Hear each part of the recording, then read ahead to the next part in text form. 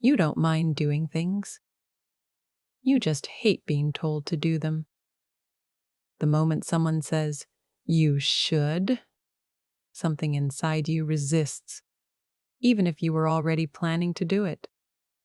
And suddenly, you don't want to anymore. Why does a simple suggestion feel like pressure? Problem. Deep dive. It shows up in small moments.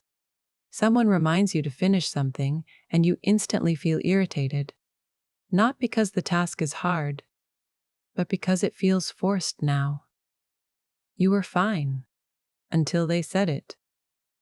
And now, even if it makes sense, you delay it or avoid it completely. Sometimes you even do the opposite, not consciously, but almost automatically. You tell yourself, "I just don't like being controlled." But it goes deeper than control. Because this doesn't just affect tasks, it affects your relationships. You struggle with authority figures, managers, parents, even partners. Advice feels like pressure. Guidance feels like expectation. And expectations feel heavy. So you pull back. You become harder to influence, more independent, but also more isolated. And over time, this pattern quietly shapes your identity. You start seeing yourself as someone who does things their own way. But there's a hidden cost. You sometimes resist things that are actually good for you, not because they're wrong, but because they didn't come from you. So the question isn't, why are you so resistant?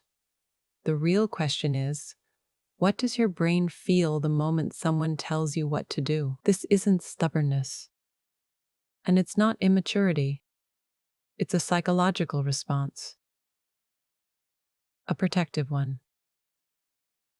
Your brain isn't trying to be difficult. It's trying to protect something very specific. Your sense of autonomy. The feeling that your choices are yours.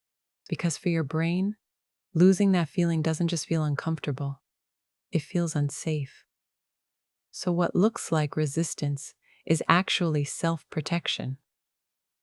But protection from what? Psychological mechanism. There's a concept in psychology called reactance theory. It explains what happens when your freedom feels threatened. The moment your brain senses that your choice is being limited, it creates resistance. Not logically, emotionally. Think of your mind like a locked door. When no one is pushing it, you can open it freely. But the moment someone starts pushing from outside, you instinctively push back, even if you were about to open it anyway. That push is reactance. It's your brain saying, "I need to choose this myself," because autonomy is deeply tied to your identity. Your brain doesn't just want control over actions, it wants control over decisions. There's also another layer.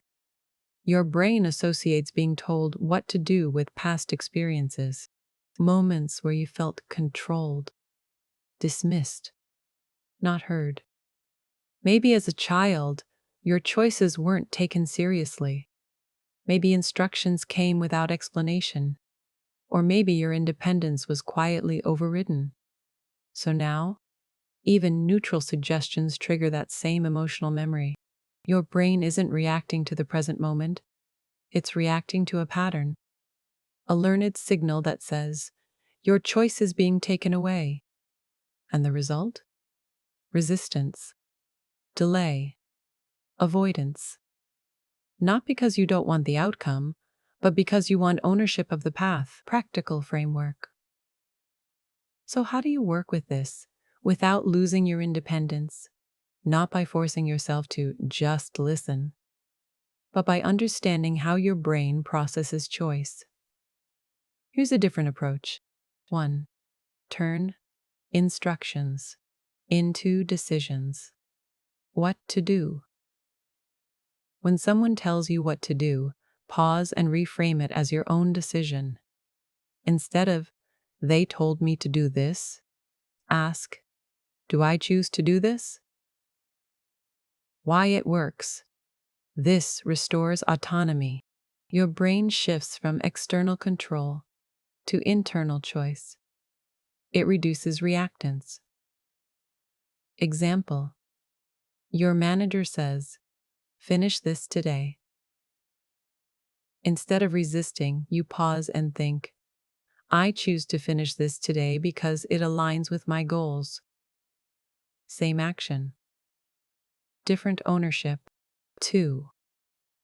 Delay your reaction, not your action. What to do when you feel resistance? Don't act on it immediately. Wait a few minutes before deciding. Why it works? Reactance is emotional and immediate, but it fades quickly if not reinforced. By pausing, you let the emotional spike settle. Example: someone reminds you to call someone. Your first instinct is, I don't want to. Instead of rejecting it, you wait.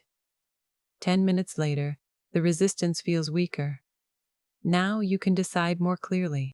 3. Separate the message from the tone. What to do? Focus on the content of what's being said, not how it's being delivered. Why it works. Your brain often reacts to tone as a threat, not the actual information. By separating them, you reduce emotional interference. Example: someone says something in a controlling way. Instead of reacting to their tone, you ask, is the actual suggestion useful? This keeps your autonomy intact without rejecting value. 4. Create your own version of the task. What to do? Modify the task slightly so it feels self-directed. Why it works. Autonomy isn't about rejecting action. It's about feeling ownership. Even small adjustments can restore that. Example: someone tells you to clean your room. Instead of doing it their way, you decide your own system. Music on. Different order. Your style.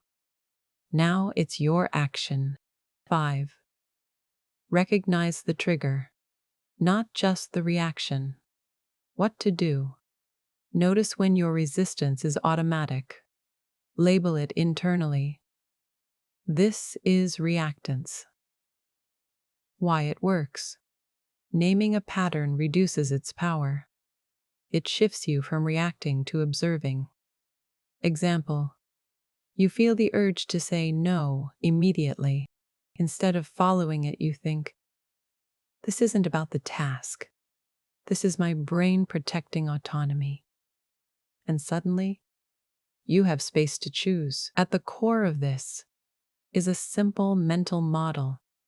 You don't resist actions. You resist losing authorship. Your brain isn't fighting the task.